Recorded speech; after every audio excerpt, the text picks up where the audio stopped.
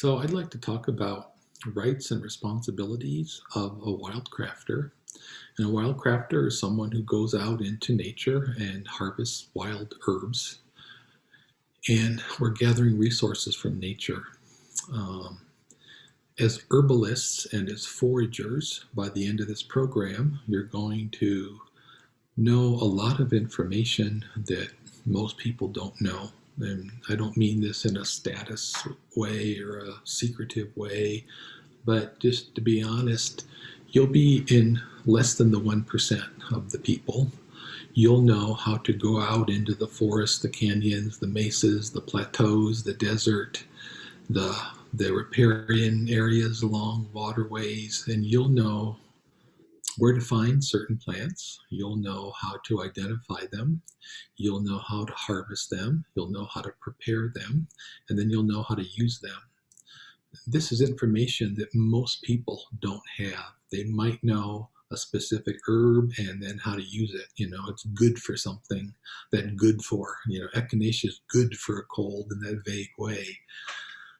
You'll know a lot more detailed information about these plants.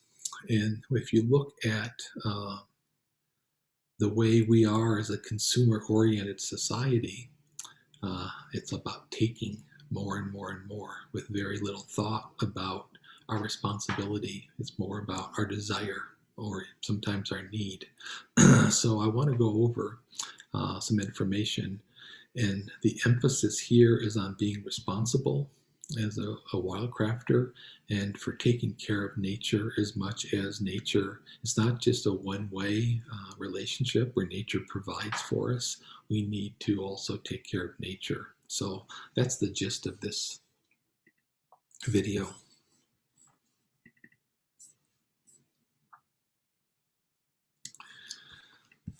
So here it says mindful use of resources is really promoted in our consumer culture. So think about if I go to the grocery store and I see blueberries on sale and they're in season and they're half price or 2 for 1, I can buy all the blueberries I want. And I don't have to think about, are blueberries scarce, or is it sustainable, how much I'm purchasing or how much I'm consuming. And even if I can't afford to buy all I want, well, that's why our economy created credit cards, so we can spend money beyond our capabilities at times.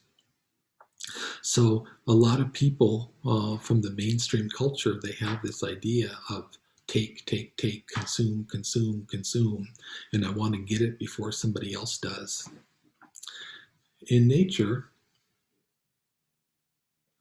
it's going to be very harmful if that same attitude is applied to limited resources in the plant world. And people assume that if they have the knowledge, if they've read a book on wildcrafting or plant medicine, if they read a book on foraging or they've been to a class, that gives them the right to go out into nature and take whatever they want, as much as they want, whenever they want.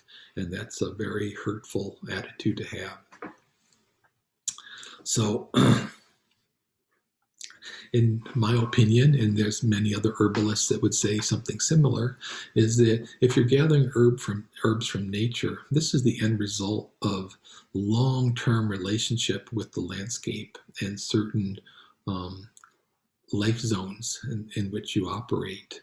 And sometimes it's years. For example, I know one responsible wildcrafter who gathers a plant that is quite limited, but he is watching a certain stand or a population, this patch, and he has patches, and he might harvest from one patch this year and go to another patch the next year. And sometimes when he harvests from this one patch, he says, well, this has been dormant, meaning I haven't taken from this patch in 15 years, so it has regenerated. So he has this more than a decade relationship with the plants, but also the environments in which he's taking from. And that's very different than someone who goes out into the forest and they see these plants and they say, oh, wow, here's a nice big patch, let's take as much as we want. So I want to just go over some of the guidelines for what I call proper wildcrafting, which is about being safe and effective, but also ethical. So number one has got to be positive identification, always. And there's a saying that says, if there's a doubt, then there is no doubt. So if there's a doubt about the identification of a plant, then there is no doubt, meaning that you don't interact with it. And I know that there are several guidelines, especially for wild foods, where you are supposed to pick it and touch it to your lip, and if it doesn't burn after 15 minutes, you nibble, and if it doesn't burn after 15 minutes, you nibble a little bit and spit it out. And there's this whole process, but those are not accurate, and I don't follow those at all. I recommend that you not either. So you have to know a plant, because what if it's poison ivy and you're picking it and then you're touching it to your lips and you're nibbling on it to see how it tastes? Well, sometimes the taste is not a good clue as to whether it's poisonous or not. You need to know the poisonous lookalikes in your environment, wherever it is that you're going. And there aren't that many plants that are deadly. There are some that will make you sick, meaning usually vomit or diarrhea. There are some plants that are deadly, and you really need to know those. That's part of being responsible. Number two, you only want to gather in pollution-free areas. And so by pollution, I mean pesticides. Maybe there's farm fields nearby and they're sprayed. And even though you might be in a meadow or a forest, if there's a farm field 50 yards away, the spray comes over. Industrial agricultural runoff, if you're downstream from any kind of agriculture, again, where there's fertilizers and lots of different pesticides, insecticides, fertilizers, why it gets into the runoff.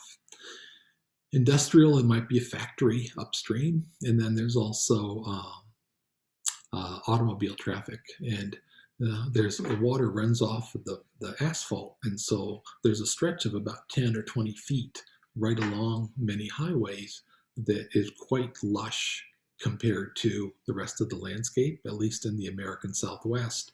So you see a lot of good edibles and medicinal plants right next to the interstate. That's not where you want to harvest because of the exhaust. And also you have to think about permission.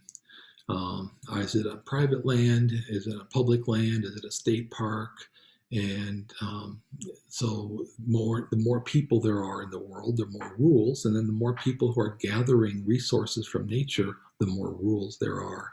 So think about permission. Know the correct time of year for harvesting. And in general, we say that the roots, the life goes back down into the roots October through February, so that would be an ideal time. The bark in the spring through early summer is when the sap, which is this carbohydrate that's stored in the roots, the sap starts flowing, and that provides the energy for the plant to grow. Like where I grew up, we harvested maple sap in April because the sap was flowing, and then we made maple syrup. Leaves are usually earlier, and if you really are watching the foliage of plants, usually late spring, early summer, when the leaves first come out, there's a freshness and vitality to the leaves compared to late August, when the leaves are looking a bit tired. So in general, the fresher the leaf, the better. Flowers, you could say full bloom or just before peak bloom. And again, if you're watching flowers closely and you know this plant, you know what just before peak bloom is, because you have peak bloom and then it starts to degrade. And so again, you want that freshness. Fruit when it's ripe, and that's going to depend on what fruit you're harvesting from. Seeds, I'm thinking seed heads that form on a lot of our wildflowers, and the seed heads will dry and they will be apparent in late fall, but before it starts to snow. A lot of times roads are closed, people don't want to go out and start digging when there's snow on the ground. So let's say October, November. And these are all generalizations. There's always going to be some exceptions, but it's a good place to start. So another quick, correct way to harvest the plant without killing it, if possible. Sometimes you can just, if you have a lot of leaves, you're just kind of like, I say, giving it a little haircut. You're just trimming the leaves, or you're cutting off one branch instead of the whole trunk. Sometimes you can cut one part of the root system instead of digging up and killing the whole plant. And so each plant's different, but you need to know that about the individual plant. If you're cutting bark, you never want to girdle the tree. That would kill it. And actually, almost always when we cut bark, when we use bark, we're cutting saplings or the suckers. These are the smaller trunks coming off, but I have never cut the trunk of a large tree just to get some medicine. It's going to be maybe the size of a broom handle, and then I can scrape the bark off without too much problem. Number 5 is harvest from abundance and leave abundance. So suppose I come up on this patch of medicinal plants and there's 100 of them there, then I might take 10 and I leave 90. And that's I'm leaving abundance. If I were to take 80 and left 20, then that patch is going to be struggling. And think about the way you harvest. Are your great-grandchildren going to be able to harvest in the same way that you are? And if I go and take 80% out of a patch, that's not sustainable for multiple generations. If I'm taking 10% or 5%, why, that's going to be much more sustainable. And it doesn't really matter how much you know about a plant or how much you want it or even need it.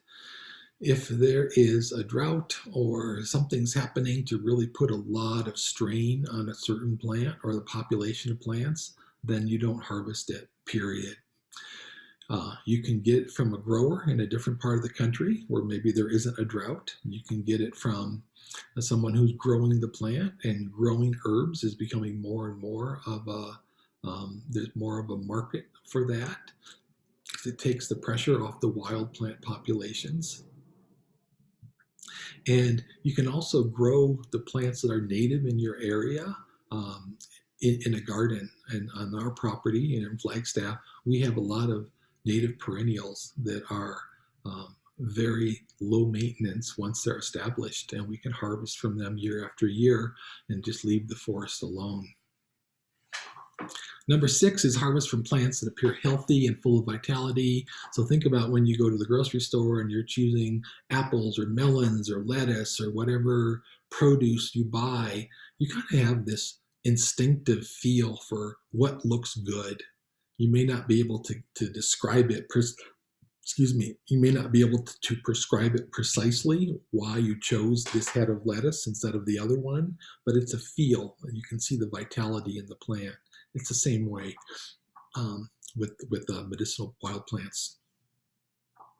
Be respectful and grateful. And so I make sure when I go out that, one, I'm not upset, I'm not in a hurry, I'm not angry about something, I'm going to be calm, there's no rigid time schedule, and I connect to the environment, whether it's just a little side canyon drainage or some beautiful spot that's special to me. And I give thanks and to be grateful. And there's lots of ways to give thanks, and each culture and religion and belief system has its own way of saying a prayer or giving thanks. And so I'm going to let you decide what's appropriate for you. How much do you really need? And ideally, what we do is we harvest on a 12-month cycle. So if I go out in October and I dig up some roots, then I only need enough roots to last me until the following October, when I can get another batch. And so much of the food we buy, it has these expiration dates that are in many, many, many years. And people say, well, how long will this last? And they think that they want to make medicine for the next 10 years all at once. Ideally, you're making it on a 12-month cycle. If you're harvesting peppermint leaves and drying them, 12 months from now, hopefully you'll be able to harvest more peppermint leaves. Same way with flowers or berries or whatever it is, plant part that you're using. Harvest from areas off the beaten path. And so this is important because, you know, wherever you are, there's more and more people in the world, more and more people want to be outside, and especially during the public health crisis, more people want to be outside. The well-known trails are heavily trafficked, and it's not really conducive to quiet, meditative, grateful wildcrafting. Get off the beaten path in a way that's appropriate for you as far as your ability or your knowledge. And so to me, part of being a forager or a wildcrafter is being a naturalist or having some outdoor skills as far as navigation, knowing how to hike off trail, having the proper boots, etc. If you're going to dig a hole, then you refill it and then you cover it with leaves or pine needles or whatever the forest floor is covered with. And ideally, if somebody comes along after you've harvested the plant, whether you dig a hole or cut off some leaves or prune a branch, then they can look at that plant and not even know you were there. That's really ideal. Some people will go and they'll dig a hole and they'll pull up a plant and then they just walk away, and this big hole with lots of loose dirt around is left right there. So be a good steward. That's really what it's all about. And when you're out wildcrafting, know that fresh plants begin to compost quickly, and you need to keep them cool and in the shade as much as possible. So I don't just go out and wildcraft the plant, but before I even leave the house, I think, okay, when I get home, do I have the time? Do I have what I need to either dry it or tincture it or make an herbal oil or whatever I'm going to do with that plant? When I get home, I don't just leave it in the trunk of my vehicle for 3 or 4 days. I need to process it. That's part of being responsible. And so that will affect, whether you go out or if you even choose to wildcraft. And do you have the ability to process it in the correct way when you get home?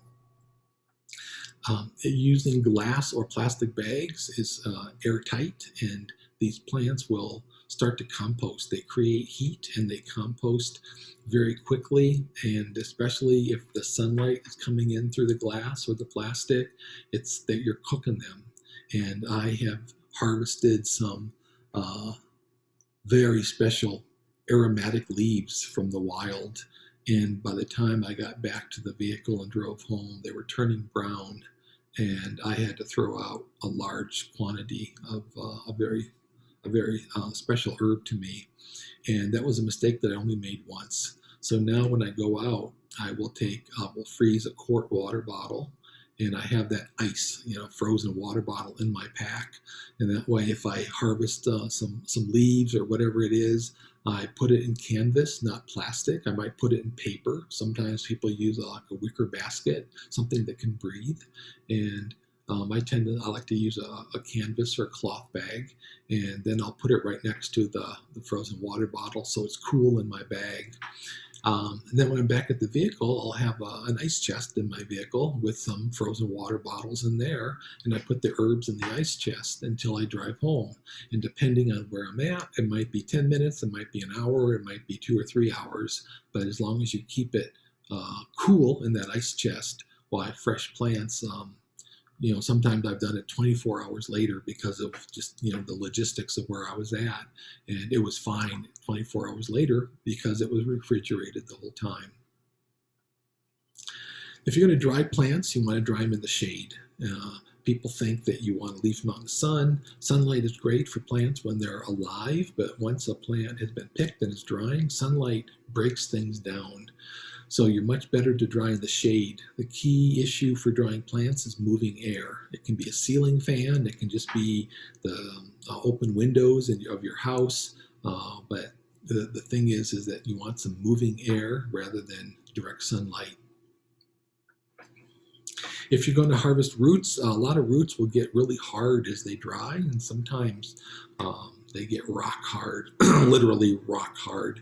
And so with roots, I like to slice them thin while they're fresh and then dry them.